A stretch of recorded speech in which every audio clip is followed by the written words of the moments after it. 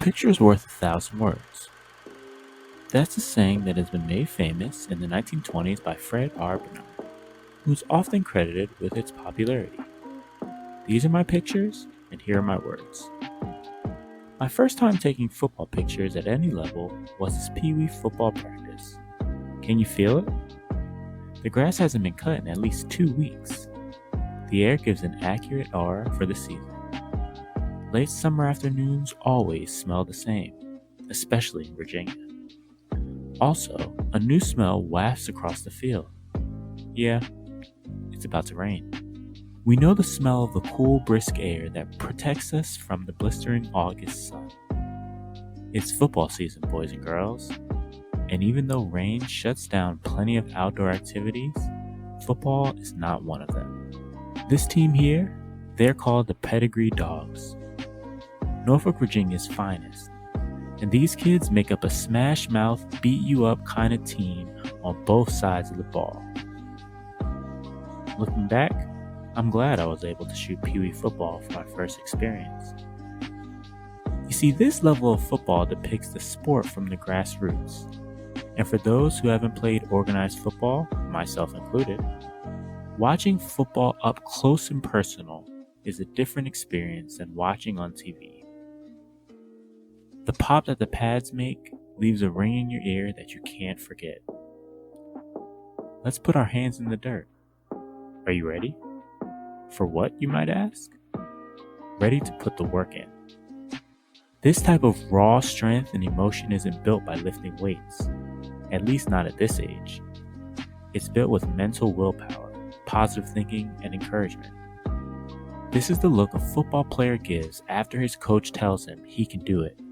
Work harder, hit harder, run faster, do better.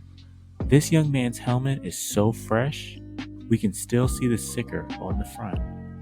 $89.99 of new polycarbonate plastic screaming, "I'm ready." I sit facing north in the grass behind the line of players. Each player staggering, their helmets between the shoulder pads of the players facing south. I learned something on this day when observing each player.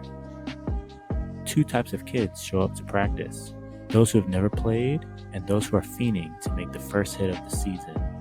I don't remember which category this young man fell into when I first arrived that day, but by the time we got to this drill, he was ready. The coach, Mr. Tony Hyder, has been coaching for years. He doesn't use his voice anymore to start the drills. He just blows his whistle, hoping to hear a uniform sound of the pads. Crack! Do it again! Crack! At first, the kids are nervous by the sound of the pads. I can see with every cringe on their face that they are hoping they aren't hearing their bones. However, after a while, they realize that the sound of the pads is exactly where the safety is. Crack! Again! Crack!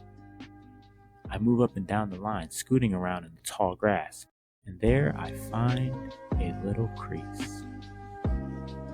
In that crease, I see these 2 little eyes in my camera. They peek at me in between each whistle blown. They are telling me something. They say, I'm more than an athlete. I'm a young black man, excited to be a part of a positive community extracurricular activity.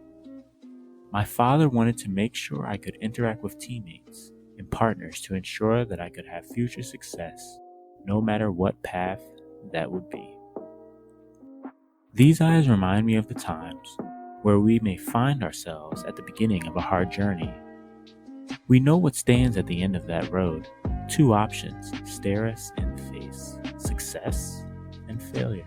Oftentimes we get so caught up in the idea of failure that we forget all the opportunities in plain sight, saying, this could work out if I just put in the effort.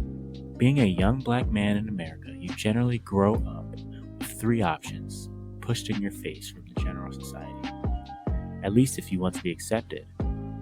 Those are rapping, selling drugs, or being an athlete. Nothing technically wrong with 2 of these careers. However, we are capable of more. Even though this young man is an athlete, his eyes tell me he can be a good student that knows how to focus, or an entrepreneur that knows how to lead a team. There are many times we have our hands in the dirt, ready to attack our goals, but instead, we have the look of fear. Hey, let's face it, there's nothing wrong with fear, but we can't let it terrorize us to the point where when the coach blows the whistle, we get scared by the man across from us who has the same atomic makeup. Football is a very binary sport. There isn't much gray area. When you meet someone face to face, you either push them forward or you get pushed back. You're either winning or losing. You're either hunting or being hunted. If you're not getting better, you're getting worse. It's true in football, and it's definitely true in life. But I've taken on a new lesson a few years ago. You either win or you learn. Because even if you do lose, you can use the experience to get better and grow. These eyes tell me that even if I don't win this rep, I still have to learn to get better and compete on a different level. What good is a lesson taught if no lesson can be learned? What I've learned is to keep trying. Perseverance is the key. If we never give up, we can't fail. Just keep learning until we come out on top. It's okay if you have negative self-talk, but I challenge you to attack that negative self-talk.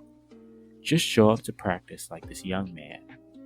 He didn't know what was in store for him today, but he showed up, strapped on his helmet, stuck his hand in the dirt, and waited to hear the whistle telling him to push.